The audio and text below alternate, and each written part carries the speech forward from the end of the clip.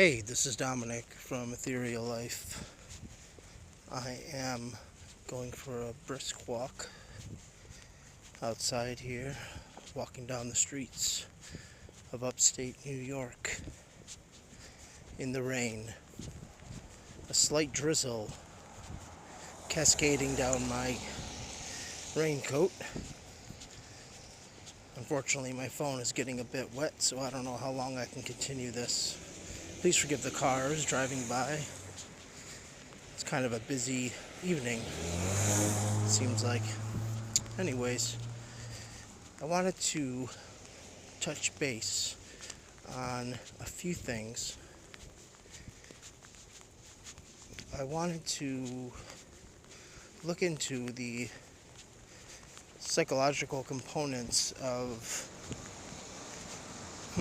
what we would call human psychology, I suppose, and man's place in the world. Now, I'm a true believer, as you may or may not know, in the certitude of Ernest Becker's The Denial of Death and terror management theory, which was developed soon afterwards. That theory and therapy holding the same, thesis as Becker, that the fear of death is at the root of all our behavior, our psychological constructs, including personality, in addition to, at a subtype, a subcategory, human defense mechanisms, coping skills, and irrational behaviors, and so forth and so on.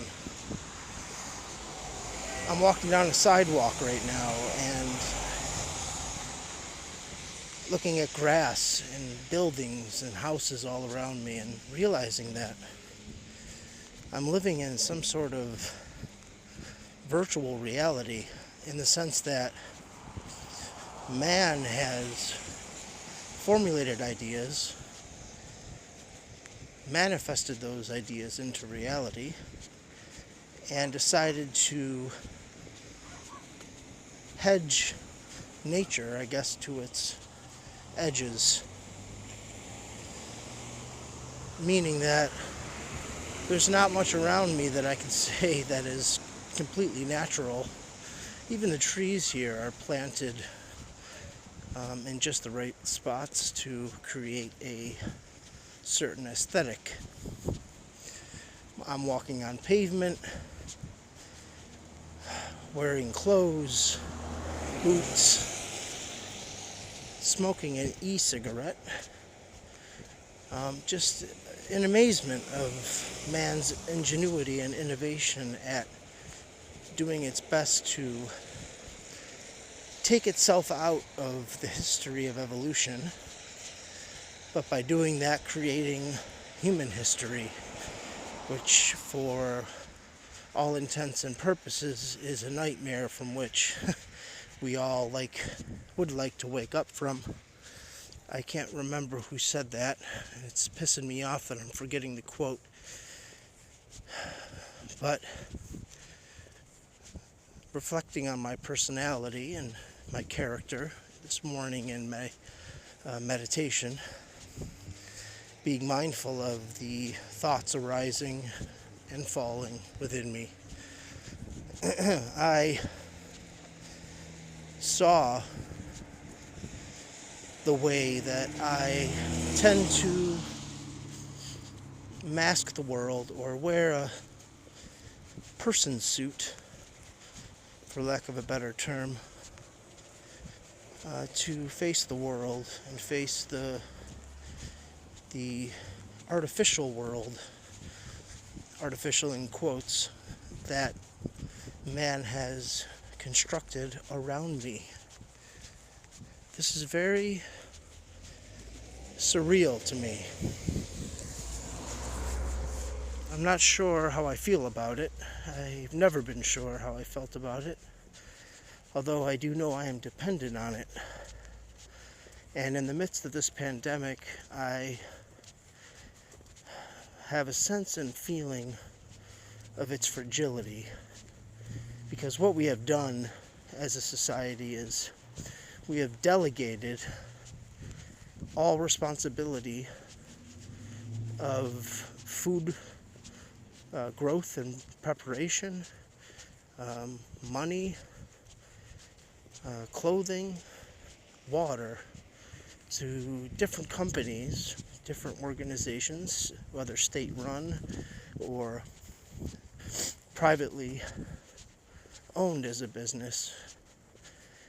Because we have over-delegated all of this to many different people, it gives us a chance to have the luxuries of being able to just go to the grocery store and pick up our food, fruits, vegetables, already grown, shining and glimmering as a product for us to purchase. Now, I have no idea how to defend myself when it comes to firearms or anything else. I don't know how to build a house, procure my own food, live off the land, basically. Because if you haven't realized it yet, the unfortunate consequence of this luxury that we have of having everything uber delegated is that just the tiniest push against the membrane of our society will inevitably lead to its collapse. Because if shit hits the fan, I don't know how to grow my own food, or defend myself or my family, or build a house, fire. Things that I believe if we all were destroyed by some virus, which this coronavirus seems to be getting or giving an adumbration of, then I believe 99% of us would be fucked. Absolutely fucked. And the only ones that would survive would be the Aboriginals and other tribes that live off the land, that know how to hunt, that due to their lifestyle as hunter-gatherers are, it's just another day for them. So if shit hit the fan, they would be the ones to carry on the torch of our species. And it strikes me as a very interesting thing, because I'm not going to get into all the studies and research that you could look up online. You could also watch Randall Carlson on Joe Rogan's podcast. He talks about a huge cataclysmic event that happened about 12,000 years ago, which was the ending of the Ice Age. He believes it was a meteor impact that pretty much destroyed the majority of the population. Now, who would have survived? I mean, obviously some people survived because we're all still here. But who would have survived? You guessed it.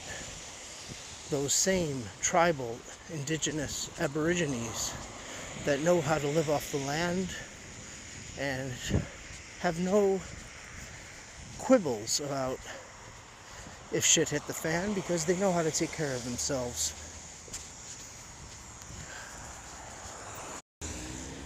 So this strikes me as interesting, because then we would be the descendants of those that survived, those which we would consider barbarians or uncivilized.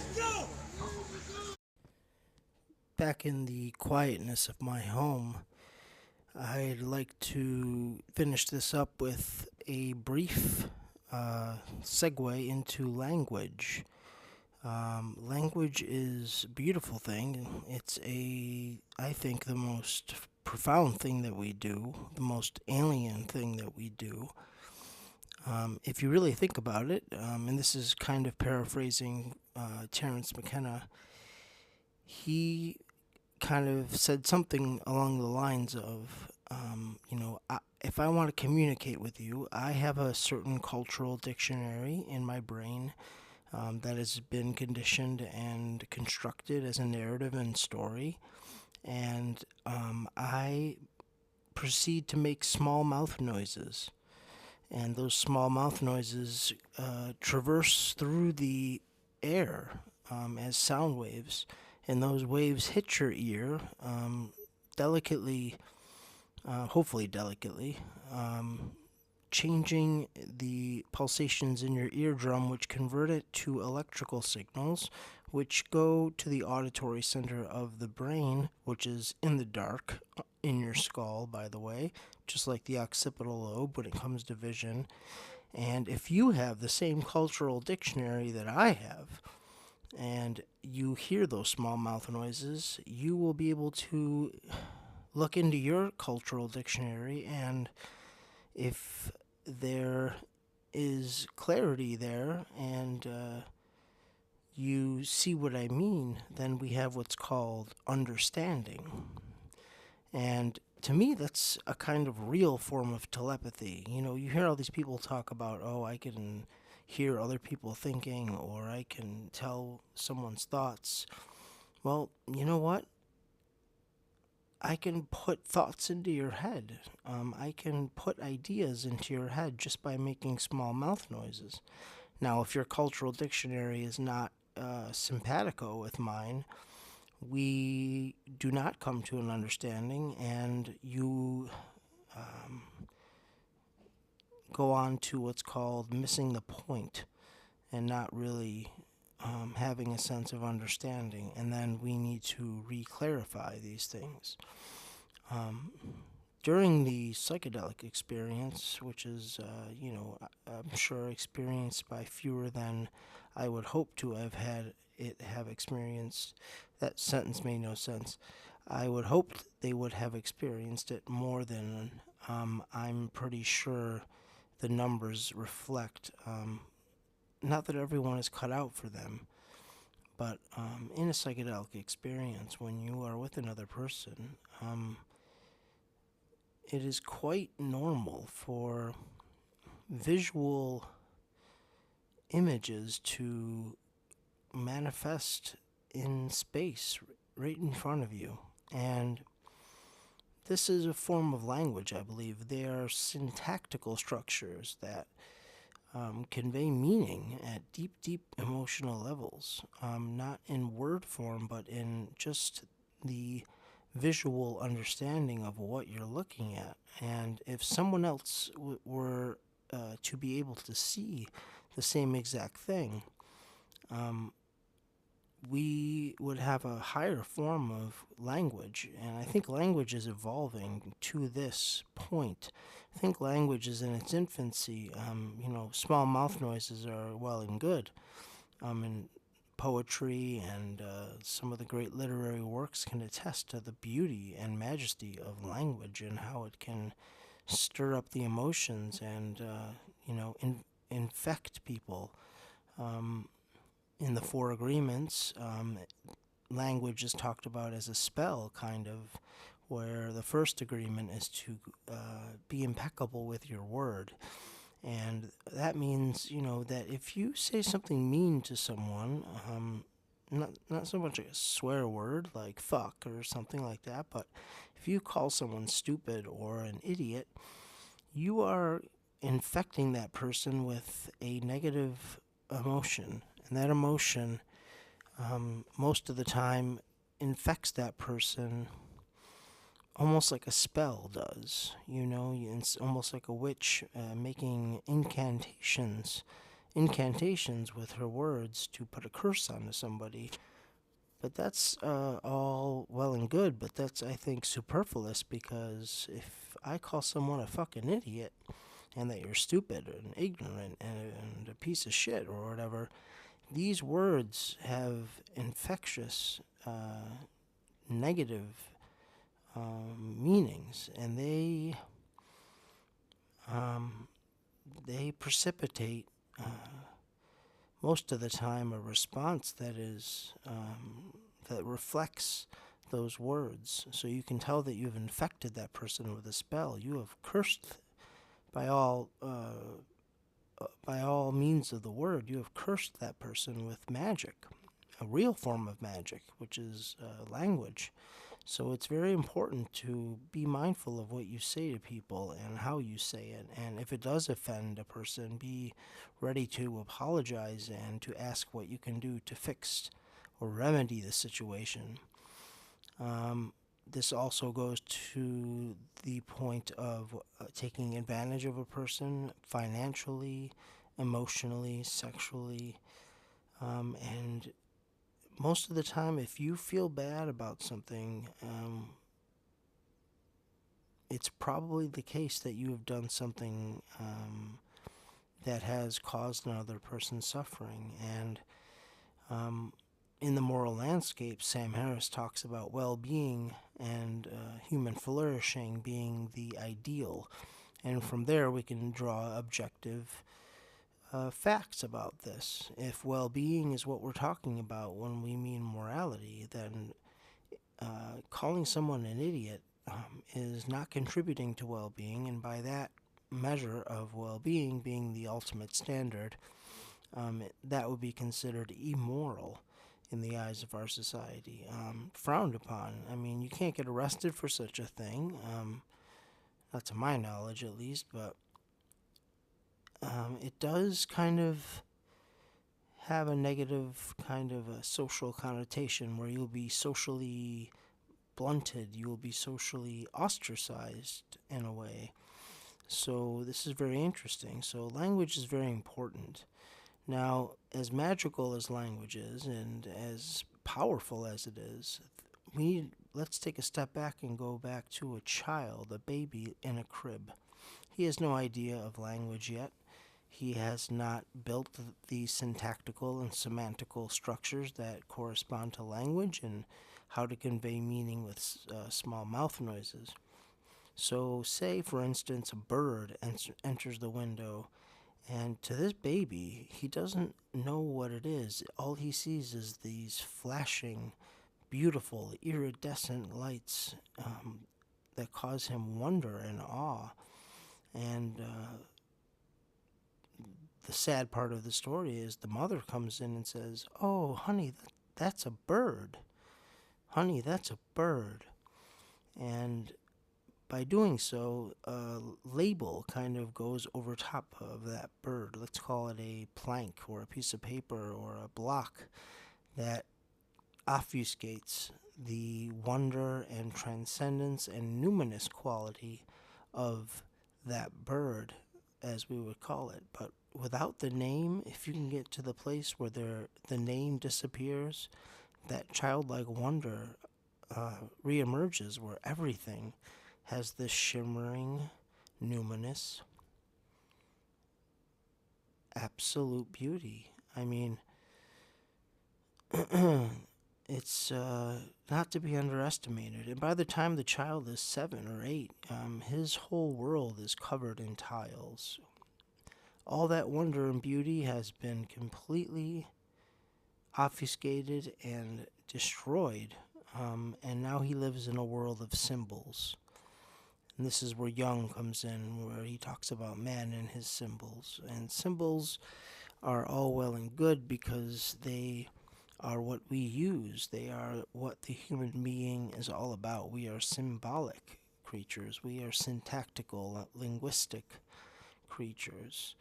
But another thing the psychedelic experience does is it does something to the brain where it kind of erases those tiles that you kind of look at things and say bowl, table, chair, window, etc., so forth and so on. And all of a sudden you see things just as you did when you were a child. You see that the interdependence of things. You see that the names are just illusions. The names are just unreal. They are only a model that we put onto the world to better make sense of it and to be more efficient in our daily life. I mean, think about it. If you were walking around completely in the numinous all the time, besides being a guru or someone that is living at Cold Mountain, hauling water and chopping wood in the Zen monastery, which I'm highly thinking about going back into. That's a whole nother story. But it's all plain to see, again, without the labels. And these same states, in addition to psychedelic states, they can be achieved through long periods of meditation. All of a sudden, body and mind drop away, and it's just consciousness and its contents, the river of consciousness and its contents. The you is gone. You have disappeared, whoever you think you are, because you are also tiled by your mother and father, and with good intentions, of course, but your name, being called someone, is the precipice, I guess, not precipice, but the instigating factor, I guess, that causes the narrative of the self to begin, that illusory self. It causes a story to begin, a narrative, and that narrative and its continuity give you a sense of being a separate person, being somebody with hopes and dreams and wants and needs and all of these things. And you're living in a man-made, constructed world that is coming out of people's minds. I mean, right now I'm living in an apartment, and this apartment was in someone's mind, and they brought it into existence. So I'm living in the idea of someone's mind. And I never forget that, you know. So psychedelics are a way to transcend language in a way, and so is obviously being a brand new newborn child that has no conditioning, but also intense meditation through retreats or just at home doing intense practice can unveil that truth which you already know. You are already awake. And I don't have to prove it to you. You just have to practice it and see it for yourself. And I promise you, you will come back to me crying, laughing, saying, "You did not deceive me, my friend. You did not deceive me." And I promise you, I did not deceive you. I will not deceive you on this part. This is what I think it's all about. And even Jesus said, only those who become like a child will be worthy to enter into the kingdom of heaven. What did he mean by that? Only those who become like a child. If you read the Gnostic texts, much more interesting and much more esoterical in their nature, and much more informative about Jesus' life. It gets into the Gospel of Mary Magdalene, who was, most people agree, Jesus' wife. It gets into the revelation of, I believe, Peter, and the Gnostic Gospel of Thomas, which is super important. There are a number of Gnostic books.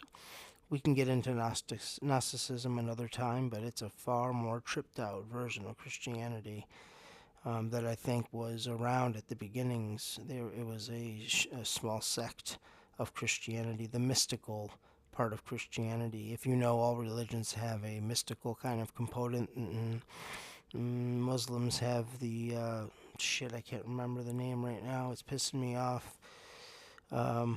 But Buddhists have that. Christians have the Gnostic mystics. The Jews have the Kabbalah. All traditions have a quote-unquote small and great vehicle.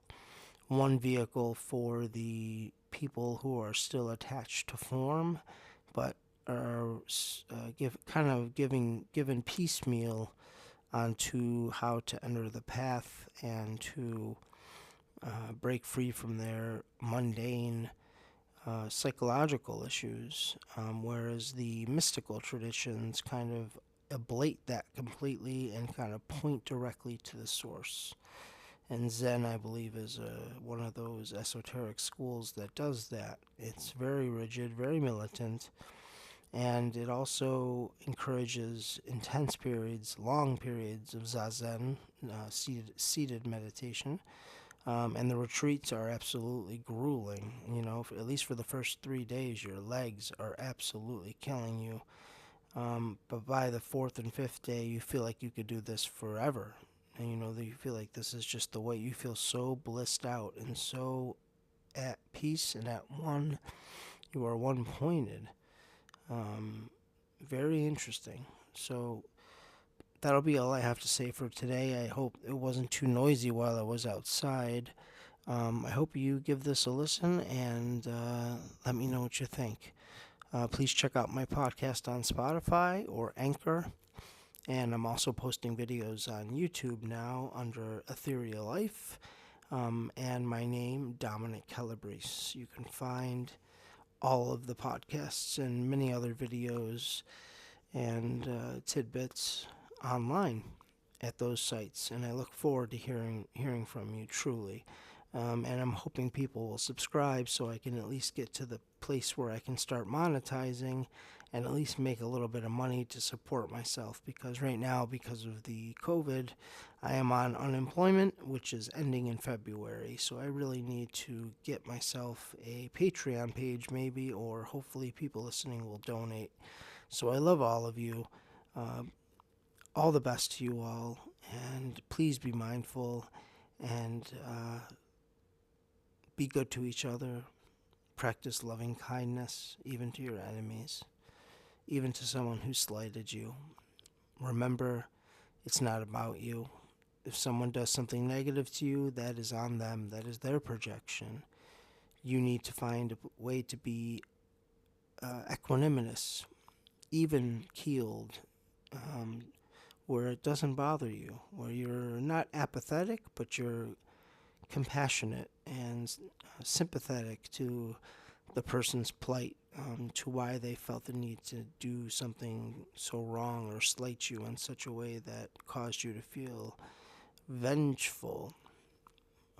These are bad places to be. So, again, this is Dominic signing off. I will see you tomorrow.